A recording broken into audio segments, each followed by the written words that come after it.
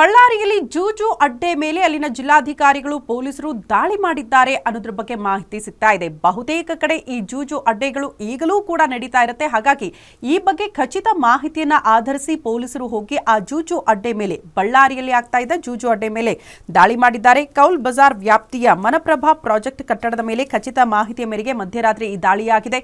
ಜಿಲ್ಲಾಧಿಕಾರಿ Prashant Kumar Mishra, SP doctor Shobha ರಾಣಿ ನೇತೃತ್ವದಲ್ಲಿ ದಾಳಿ ನಡೆಸಿ 46 ಜನರನ್ನ ಬಂಧಿಸಲಾಗಿದೆ. ಬಂಧಿತರಿಂದ 1,93,800 ರೂಪಾಯಿ ವಶಪಡಿಸಿಕೊಳ್ಳಲಾಗಿದೆ.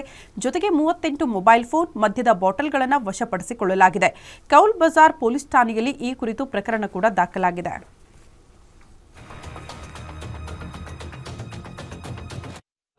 ಮಾನ್ಯ ಡಿಸಿ ಸರ್ ಮತ್ತು ಬಳ್ಳಾರಿ ಡಿಸ್ಟ್ರಿಕ್ಟ್ ಪೊಲೀಸ್ ವತಿಯಿಂದ ಒಂದು ರೈಡ್ ಮಾಡಲಾಗಿತ್ತು. ಮನಪ್ರಭಾ ಪ್ರಾಜೆಕ್ಟ್ಸ್ ಕಟ್ಟಡ 3ನೇ ಮಾಡಿಯಲ್ಲಿ ಒಂದು ಇಲ್ಲೀಗಲ್ ಏನು ಕಾರ್ಡ್ಸ್ ಆಡುವಂಥದ್ದು ಏನಿದೆ, ಇಲ್ಲೀಗಲ್ ಗ್ಯಾಂಬ್ಲಿಂಗ್ ಮಾಡುವಂಥದ್ದು ಕಂಡು ಬಂದಿತ್ತು.